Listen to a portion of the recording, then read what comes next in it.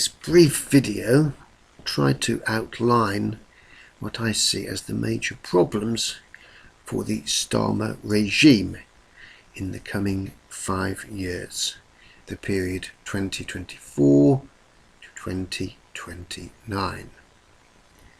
The first 50 days of the starmer regime have revealed Starmer to be a bureaucrat, a very rigid, humorless, inflexible bureaucrat, a man who is not used to thinking outside of the box or taking bold and innovative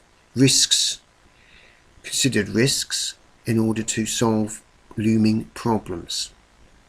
And here are the list of problems. Not a total list, but this is just simply a synopsis. First, societal problems. As we have seen in these first 50 days of the Starmer regime, there are long-term serious societal problems in the UK. Mass immigration over the last 25 years has created a series of ghettos, a series of pockets of immigrants who do not wish to conform to British values. What Starmer has revealed is that the British government, the British state, considers English, Welsh, Scottish, indigenous peoples of these islands to be an annoyance. We are not supposed to object to mass immigration. Indeed, if we do, we are considered to be mentally imbalanced or dangerous. In the words of a former Blair advisor, McTiernan, recently, in an interview he stated that people who express nativist views need political re-education, and failing that, incarceration. So these problems are not going to go away. There will be more stabbings, there will be more criminality in general.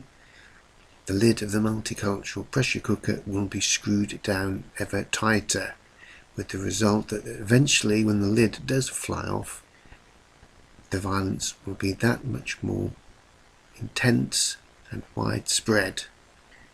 On the economy, Labour has embarked upon a net zero policy, which means that oil and gas reserves will not be extracted, and we are expected to gain energy from wind, wave and solar.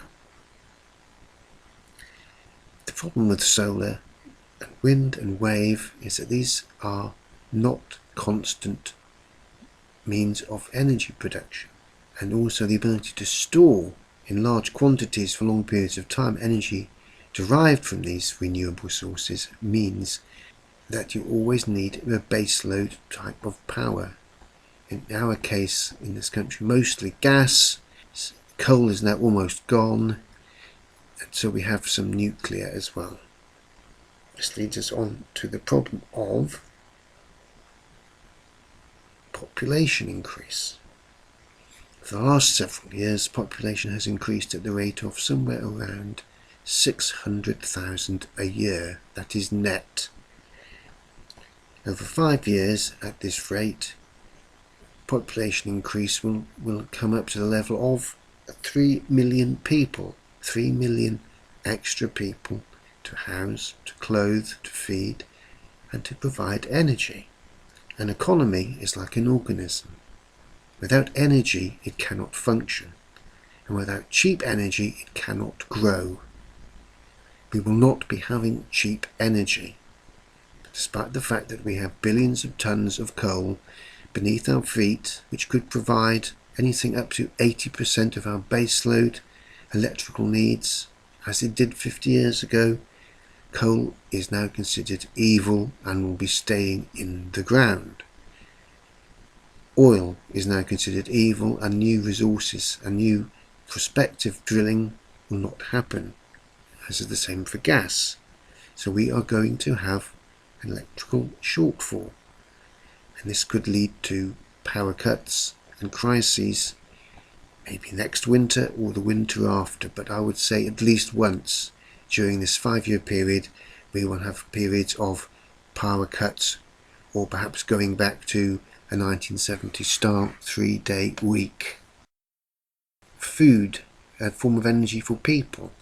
With 3 million extra mouths to feed, we are also now reducing the amount of arable land available by paving it over with solar panels or new housing developments, or turning it into wildlands. We now import 60% of our food, and large-scale fertiliser production in this country ceased last year in 2023. So then that is something else we will now have to import. Now, moving on to geopolitics.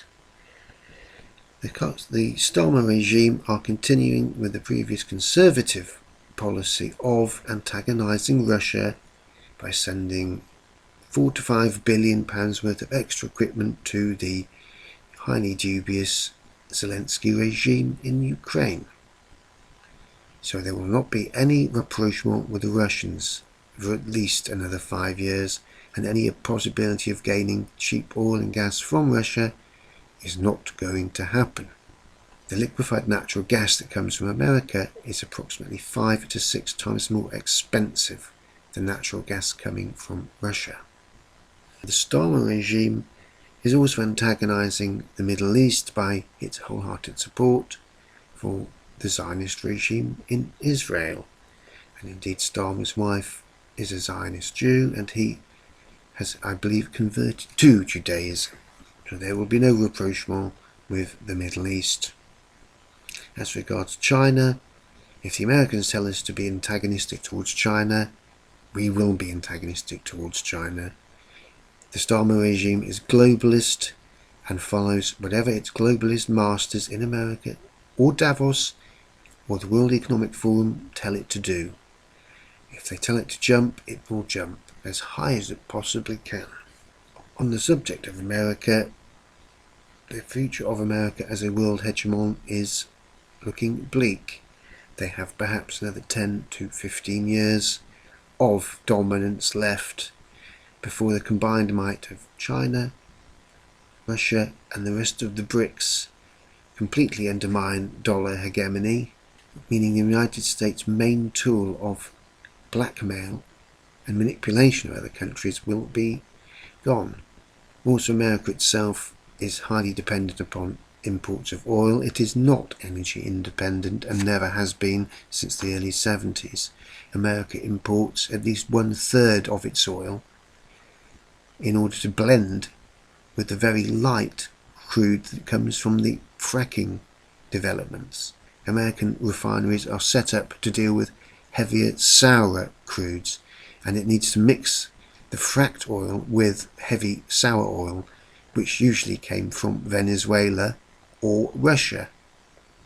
As the American empire contracts, the vassal states in Europe will be dispensed with. They will simply be cut off in a way similar to the way that the collaborators in Iraq and in Afghanistan who did the bidding of the invaders, but once those invaders left, they found themselves in a lot of trouble if they stayed. So 10 to 15 years from now, we may be looking at a completely different paradigm. And although we may be going through some very extreme hardships during this next 5 years and then the next 10 years after that, eventually, with the Americans leaving Europe, it would give the people of Britain and the people of other countries in Europe the opportunity finally to be able to set their own destinies once more. Once the American influence, once the American hegemony is lifted from them, they then can assert themselves and regain their national sovereignties. If all this sounds rather depressing, well, it is, but all things must pass, all tyrannies end. Cromwell only lasted a decade, and his replacement, the pound shop Cromwell, the son of a toll maker, will be very lucky to last even 5 years, in my opinion. But what comes after Starmer? David Lammy, Ed Miliband again, Rachel Reeves, they are all cut from the same cloth.